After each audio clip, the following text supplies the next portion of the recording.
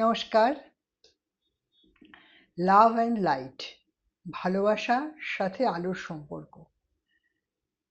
ভালোবাসার সাথে সর্বকাল, সর্বযুগ, সর্বসময় আলোর গভীর সম্পর্ক। প্রাণে যত ভালোবাসা তত অন্তরে আলো। যেখানে কোনো ঘৃণার জন্মই হবে না, যেখানে ভালোবাসার আলো প্রস্ফুটিত থাকে। ম্যাজিক লাইফ বলতে পারেন। আমরা ম্যাজিক লাইফ চাই, কিন্তু ম্যাজিক লাইফের জন্য আমরা কি কিছু করি? খুব বেশি কিছু করতে হবে না, খুব সামান্য জিনিস, বিশ্বাস এবং আস্থা।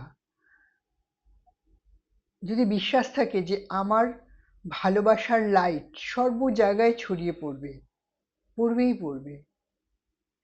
আর নিজের উপর যদি আস্থা থাকে, নিজের ইন্টেনশন যে আমার প্রত্যেকটা কর্মের, ভালো কর্মের ফল প্রত্যেকটা মানুষের মধ্যে ছড়িয়ে যাক, প্রত্যেকটা মানুষ এই ভালো কর্মর ফল ভোগ করুক।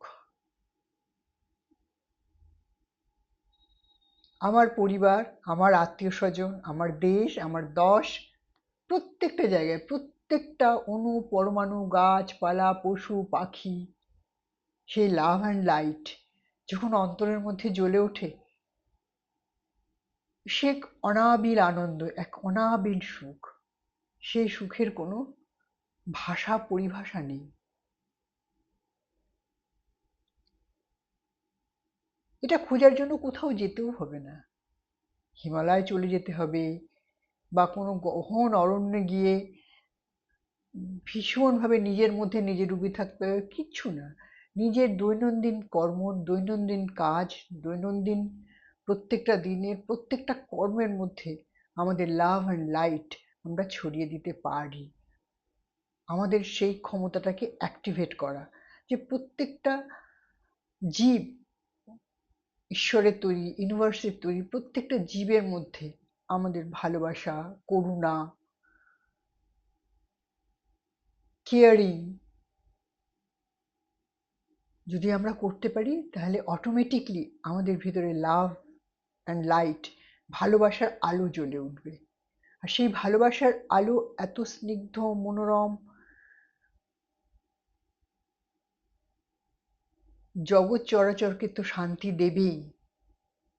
যার ভিতরে সেই আলো জ্বলে ওঠে, সেও অপার আনন্দ ভোগ করে।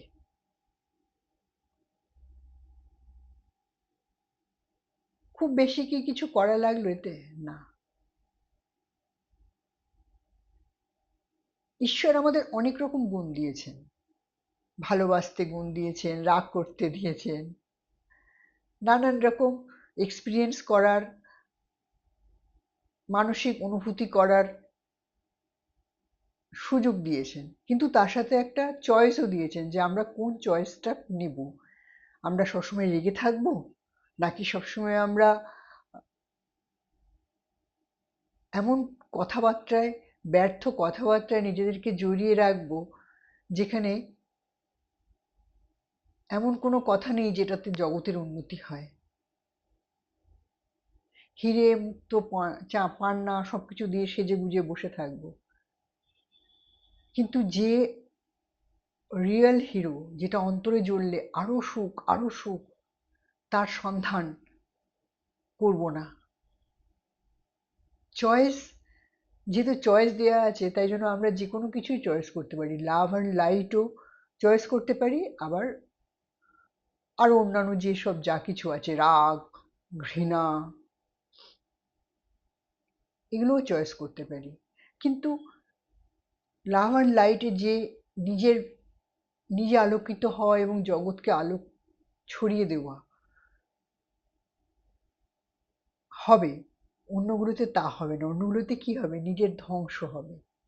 রাগে, রাগ হচ্ছে বিষ, যে বিষ আমরা ক্রমাগত ছোট ছোট জিনিসেও পান করতে থাকি প্রত্যেক দিন। ছোট্ট ছোট্ট, খুব ক্ষুদ্র ক্ষুদ্র জিনিসে আমাদের রাগের পরিমাণ এত বেশি হয় যে আমরা হলাহল পান করি, রাগের সাথে আমাদের শরীরে বিষ তৈরি হয়, হিংসার সাথে আমাদের বিষ তৈরি হয়।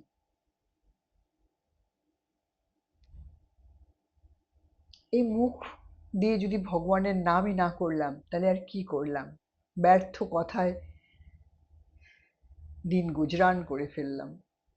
দিনের শেষে যখন চলে যেতে হবে, তখন কি হিসাব থাকবে আমাদের? কি হিসাব দেব? বেশিরভাগ সময় যেহেতু চয়েস থাকলে আমরা ভুল চয়েসটাই করি। কেন? নিষিদ্ধ বস্তুর প্রতি আমাদের আকর্ষণ বেশি থাকে সবসময়। যেটা মানা করা হয়, যেটা করলে আমাদের উন্নতি বাধা হতে পারে, সেগুলো আমাদের মনে হয় যে আরে ওগুলোর মধ্যেই আমাদের কি না কি আছে, আমরা সেগুলোর দিকে বেশি আকৃষ্ট বোধ করি।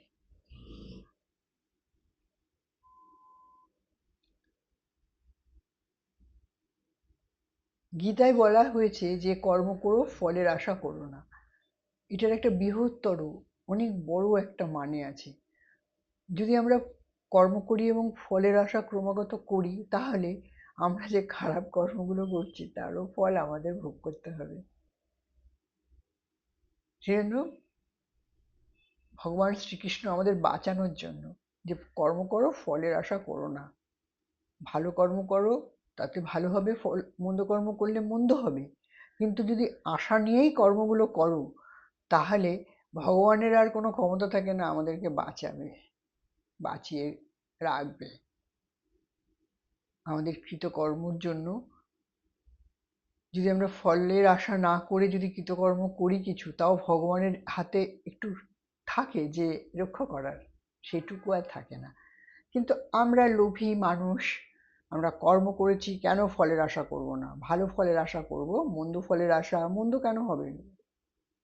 কর্ম করেছি ভালোটাই হবে, মন্দটা হওয়ার কোনো জায়গা নেই। সেরকম আমরা যদি লাভ অ্যান্ড লাইট, ভালোবাসার আলো ভেতরে জ্বলিয়ে রাখি, তাহলে জগতের উন্নতি, নিজের উন্নতি এবং পরমাত্মার সাথে অপার মিলনের সুখ।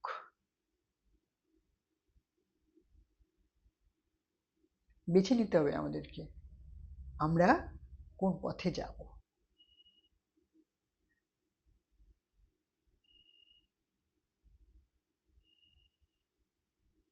পথ বাঁচারও অধিকার আমাদেরকে দিয়েছে, আমরা ভালো পথে যাব না মন্দ পথে যাব। পথ যখন বাঁচতে দিয়েছেন, তখন অবশ্যই লাভ অ্যান্ড লাইটের দিকেই আমরা ফোকাস করব। নিজের ভালো করব, জগতের ভালো করব, নিজের পরিবারের ভালো করব এবং নিজের অন্তরাত্মা যে আত্মা, তাকে সুখে রাখার দায়িত্ব আমাদের। তাকে অসুখী করাটা মোটেই সঠিক হয় না আমাদের আত্মার জন্য। হয়তো সে পৃথিবীতে এসে সবকিছুই এক্সপিরিয়েন্স করবে বলে, কিন্তু তবুও আমাদের দায়িত্ব হচ্ছে তাকে ভালো রাখা। ভালো থাকবেন সকলে। লাভ অ্যান্ড লাইট ভিতরে জ্বালিয়ে রাখুন সর্বদা। অনাবিল সুখের, শান্তির ভাগীদার হন।